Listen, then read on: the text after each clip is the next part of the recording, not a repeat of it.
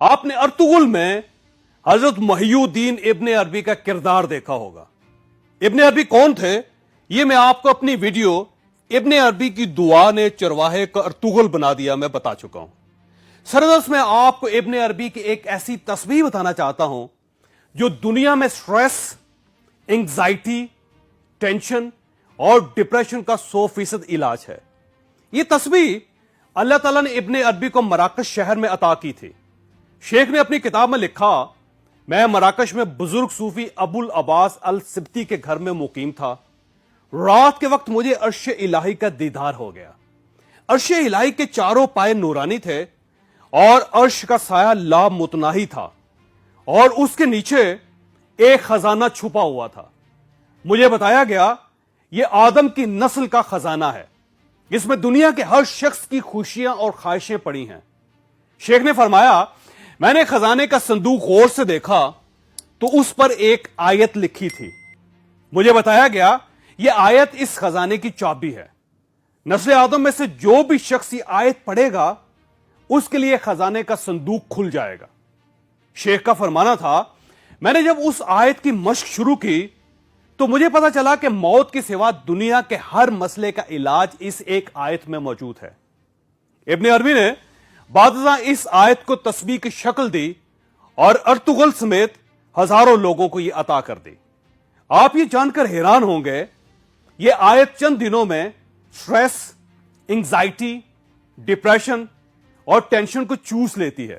دنیا میں دو قسم کے لوگ ہوتے ہیں، بلیور اور نان بلیور. کچھ لوگ ایسی چیزوں پر بلیو کرتے ہیں اور کچھ نہیں کرتے. لہذا ہم اس ویڈیو کو دو حصوں میں تقسیم کر رہے ہیں. ہم بلیورز کو یہ آیت بتائیں گے اور انہیں اس کی تسبیح کرنا بھی سکھائیں گے. یہ انشاءاللہ چند ماہ میں سٹریس، ٹینشن اور انگزائٹی سے نکل آئیں گے. سٹریس، انگزائٹی، ٹینشن اور ڈپریشن ہوتا کیا ہے؟ سٹریس دراصل فیلنگز یا احساسات کا ایک ابال ہوتا ہے. یہ ابال ہمارے اندر اس وقت اٹھتا ہے جب ہم وقت سے آگے نکلنا چاہتے ہیں، جب ہم وقت سے پہلے رزلٹ چاہتے ہیں. مثلا فرض کر لیجئے انسان کے زخم 1 ہفتے سے لے کر 4 ہفتوں میں ہیل اپ ہوتے ہیں. یہ مختلف لوگوں میں ویری کرتے ہیں. ہم جب اپنا زخم 3 دنوں میں ٹھیک کرنا چاہیں گے تو کیا ہوگا؟ ہمارے اندر بیڈ فیلنگز کا ابال آ جائے گا. یہ ابال سٹریس کہلائے گا. محنت کے بغیر ٹاپ کرنے کی خواہش، ایک رات میں حسین، امیر، مشہور اور پاورفل ہونے کی کوشش. اس کا کیا نتیجہ نکلے گا؟ اس کا نتیجہ سٹریس نکلے گا. لیکن اگر یہ مسلسل 3 گھنٹے ہمارے جسم میں رہے تو سٹریس انگزائٹی میں تبدیل ہو جاتا ہے. انگزائٹی اگر مسلسل 2 دن رہ جائے تو یہ ٹینشن میں تبدیل ہو جاتی ہے، اور اگر ٹینشن 1 ہفتہ رک جائے تو یہ ڈپریشن میں بدل جاتی ہے. اور آپ اگر ایک بار ڈپریشن کا شکار ہو گئے تو پھر آپ یاد رکھیے میڈیسنز کے علاوہ آپ کا کوئی علاج نہیں ہوگا.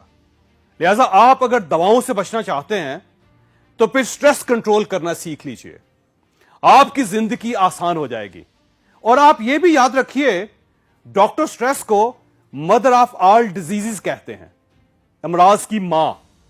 یقین کیجئے سٹریس انسان کو کینسر تک لے جاتا ہے، اور میں آپ کو سٹریس سے بچنے کا ابن عربی کا طریقہ بتانا چاہتا ہوں.